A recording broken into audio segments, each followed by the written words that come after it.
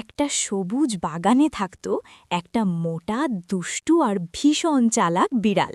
সে টুপি পরে, চশমা পরে আর হাঁটত একদম ফ্যাশন মডেলের মতো। একদিন সে দেখল একটা সাদা নিরীহ খরগোশ মনে আনন্দ নিয়ে ঘাস খাচ্ছে। বিড়াল বলল, এই যে বন্ধু, আমার বাড়িতে আছে সুপার সুস্বাদু ঘাস। খরগোশ বলল, সত্যি নাকি?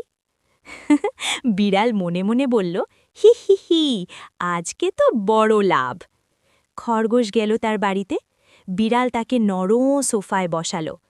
তারপর বলল, চোখ বন্ধ করো, সারপ্রাইজ। খরগোশ চোখ বন্ধ করতেই চিক চিক চিক, ওমা, বিড়াল তার লোম কেটে নিল। কিছুদিন পর দেখা গেল বিড়াল সেই লোম দিয়ে বানানো একটা স্টাইলিশ কোট পরে হাঁটছে। আর খরগোশ সে আয়নায় নিজেকে দেখে মাথা নিচু করে কাঁদছে। ঠিক তখনই বাগানে এলো এক বড় বাঘ। সে পাঞ্জাবি পরে চা খাচ্ছিল। বাঘ বলল, কে কাঁদছে এত?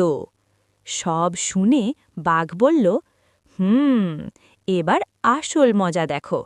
বাঘ গেল বিড়ালের বাড়িতে, বলল, কি সুন্দর কোট, আমাকেও বানাতে শেখাও। বিড়াল বলল, এসো এসো। বিড়াল চোখ বন্ধ করতেই চিক চিক চিক, এইবার কাটা হলো বিড়ালের নিজের পশম। তারপর বাঘ বানালো একটা সুন্দর নরম জামা আর খরগোশকে পরিয়ে দিল। আর বিড়াল সে ঠান্ডায় কাঁপছে, ম্যাও। তাই বন্ধুরা, মনে রেখো, যেমন কর্ম তেমন ফল। চালাকি করলে শেষে কিন্তু নিজেকেই ঠকতে হয়। আবার দেখা হবে নতুন গল্পে।